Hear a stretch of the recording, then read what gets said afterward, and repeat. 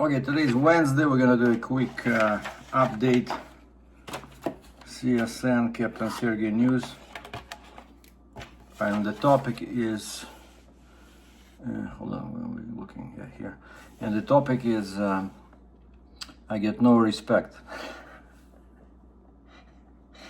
Today, so nothing is going my way today. So May 28th. So we start with Starbucks. So in the morning, I roll to the drive-through near my work at Starbucks. And usually I just get a mix of regular coffee and decaf because it just affects me too bad, you know. I start looking like a mummy, especially this side, which was damaged by sun during the 17 years of trucking, because this is close to the window, right? So I drink coffee, I start getting these wrinkles. Like, it's amazing. I could watch in the mirror how it's happening, you know. And so in my case, I found that, yeah, when I reduce caffeine, it helps. And so I do like either decaf, or today I had over 200 points, which you need for a free drink. And of course, it's bad taste to waste that 200 points on total non-decaf. And so I roll to the, to the screen where you order, and I say, can I get venti americano, half decaf, upside down? All right. And some young kid's voice says, is that all? I said, yeah. Okay, I'll see you at the window. Okay, so I drive to the window. The guy scans my app, and I said, I'm using the points, right? He says, okay. And then he closes the window, then he opens it, and looks at me a bit, confused, and he says, wait, did you order full decaf or half decaf? I said, half decaf. Oh, okay. He closes the window. Then my drink is ready. He gives me the big venti cup, which is basically means 20 ounces. Was it 24? I think it's 20. So anyway, I don't look at the cup. I start to drive away because I'm getting late for work. I have to be there at 6:45. And I take a sip, and right away I feel that there's no caffeine. It's all decaf. And I'm like, maybe I'm mistaken. I look at the label, it says venti decaf. And then I look at my phone, the 200 points, of course, are gone. So that's it. And that was like the first, unpleasant thing that happened to me. And, it was too late to go back. I didn't have time. But at the end, today, I went over there and I complained. And the lady says, wait, so you want a half decaf venti americano? I said, yeah. She says, here you go. So she didn't need any proof. I said, well, I was trying to find orders on my phone on the app, but I don't see those orders.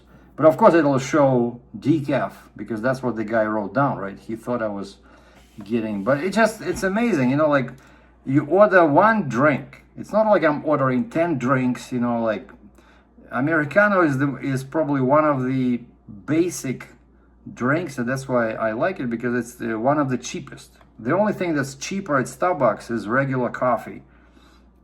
But this is just espresso shots with water, hot water, plus 2 espresso shots for tall Americano, which is small, 3 shots for grande, which is medium, and venti is 4 shots. And that's why you tell them half decaf, so they give you 2 regular shots of espresso and 2 decaf, and it tastes much better, But anyway, yeah, so in the evening I got back to them. They gave me the coffee. Now, all day today I was moving boom lifts at work. I was driving the Freightliner and forgot I wanted to do a video. I charged my camera, my GoPro, have my headset that everybody loves so much. Thank you, guys. I'm being sarcastic because quite often people leave very bad comments about this, but I'm driving, okay, if I'm not driving, I can use this, which, by the way, I don't know if you guys realize this. This is not for a camera. This was actually made for a gun, because there was like a little fork in here, and that's where you put a gun, but it's so small, it makes no sense, you know. But this is basically if you're shooting from, and you have a table and you're somewhere at a range, then you can put this on the table, and it's supposed to give you a bit more stability, but it's flimsy. But for a camera, I found that this actually supports, you know, GoPro, because yeah, it's like a regular tripod, right? And so I attached this, and even though it's a bit heavy, but I like it because I can use it as a grip, and then if I, you know, when I'm doing some like loading and loading, I can boom, put it on top of my truck, and it's recording, you know. So this one of my favorite grips. So basically those are the two main tools to make videos, right? The headset and this, and of course the GoPro. This one is number 10. I think I had all of them starting from the beginning. But anyway, so all day I was moving boom lifts, and the first one was a couple of students. They're painting a house. I'm guessing somebody hired them. And it's the very bottom of Calgary, which is like 50 kilometers, you know, 30 miles, all the way down.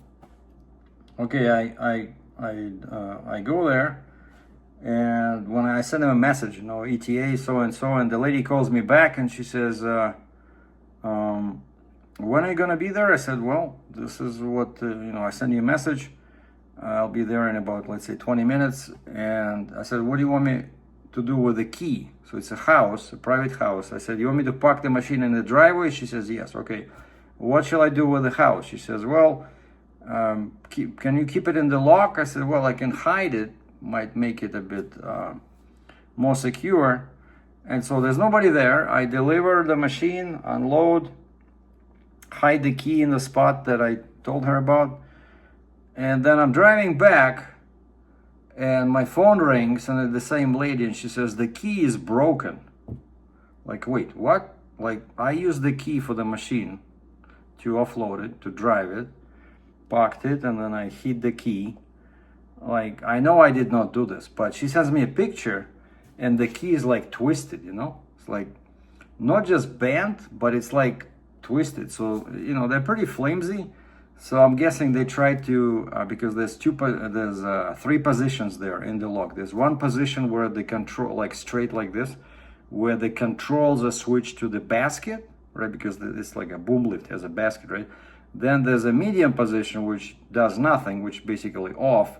And then the position like this is base. So you can operate the machine from the base because there's controls in there. So you can raise the boom, you know, extend the boom, turn it around, whatever.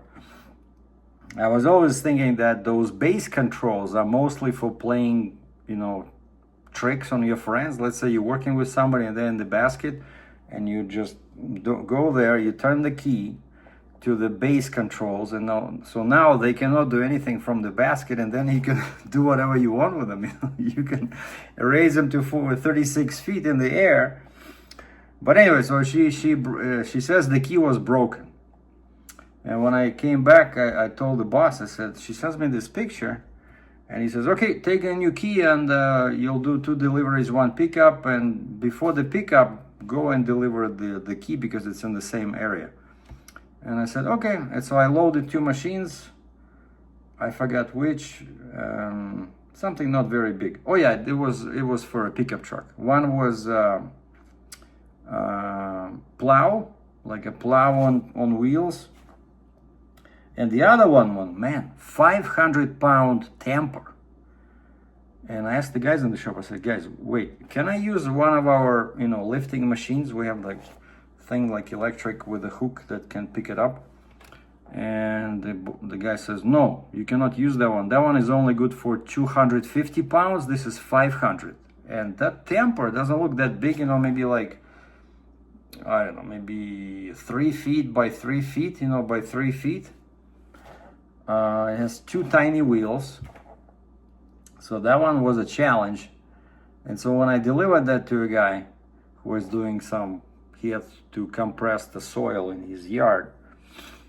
It took 2 of us to move it maybe 4 feet. Because it's all grass. I said, those wheels are not gonna work. You know, if we put the wheels down because they fold, they're just gonna sink, you know. So we tried it with the wheels. Of course, they sink in the soft dirt. So then I said, you know what? There's a tamper plate underneath, right? It's like it's like a board, but from steel. So I said, let's just drag it, so it should just slide on the grass. But two of us, it was difficult. And then I delivered the plow, and by that time the situation with the key resolved itself. Like, one of our drivers was in the same area and he had a spare key, so he stopped by and gave him the key. And then for lunch, continuing the topic of no respect, for lunch I went to McDonald's and I created this new food item, you know, because I like double Big Mac, but there's too much bread in there, too many calories. So there's much more protein in double quarter pounder, and I cannot eat cheese. So I tell them, okay, can I please have a double quarter pounder, no cheese, but with Big Mac sauce? Just don't give me the regular sauce, give me Big Mac sauce, you know, the milky one, because it actually has no dairy in there. And I said, also I'll take on the side a small hamburger patty. And the guy looks at me, thin one, right? I said, yeah, the one that like $1 or something, like that you put in your small hamburgers. He says, okay. Then my food is ready. I go to the counter, I open the box. Of course, there's cheese in there. And I look on the label, it says no cheese. So I call the guy, I said, guys, I ask you, no cheese. Because they're always confused. I did this before. When you tell them Big Mac sauce, somehow in their brain it means basically it's, for some reason, it should have cheese. So they had to remake it. But then I just put that extra patty on top inside the sandwich, and it's like, tastes pretty good with a Big Mac sauce. Like, no cheese, but like a bunch of protein, limited carbs because it's just one bun. So anyway, and then I met a couple of interesting characters at work. One guy says, Sergey? I said, yeah. So two gentlemen come out, and turns out they have a farm somewhere north of Calgary, and they are familiar with my YouTube channel. And, oh, we've been watching you for a long time when you were a trucker. And I gave him my business card because they said sometimes they need people to drive, like they have some equipment there. He says, I know you, so I would trust you. He says, like, with a rock truck. I said, rock truck? That's cool. I said, I tried to find a job on a rock truck. Nobody trusts me with a rock truck. And he says, well, if you have a pulse, you should be able to drive a rock truck. He says, there's no requirement. He says, maybe you don't have a pulse. I said, no, I do. I have a pulse. But I said, I work here, and I said, I also work every second Saturday. But I said, Sunday, if you guys need anybody ever, like, to operate some equipment, I would love to come out and help you out, you know. Of course, not for free, but, you know, it's cool. And actually, I was thinking about this because all the people I deal with at work, like where I deliver equipment, it's all construction companies, you know. Like, I deliver a skid steer, I deal with an excavator. These are all construction guys, and maybe they're looking for people. Like, I love my job, I don't want to quit, but, you know, sometimes, let's say, if I'm not working Saturday, I would just love to go and make a couple of bucks, you know, just operating some equipment, so why not? And then the last topic related to no respect was, I went to work in my Jeep Compass, and it was clean, because on the day before I cleaned it up, but I didn't have any passengers. And so I go to start the Uber app, and I see some flags, you know, like warning flag that says, update your documents. I'm like, what? So I click on the documents, and this is Jeep Compass, right? I click on the documents, it says your TNDL has expired, which is the, you know, livery license to do Uber. Your TNDL expired, and so the app does not allow me to go online. All right, so I go to Lyft. Lyft, everything is okay with the Jeep Compass. I check the documents. So I start Lyft, and that's when I went and got the Americano.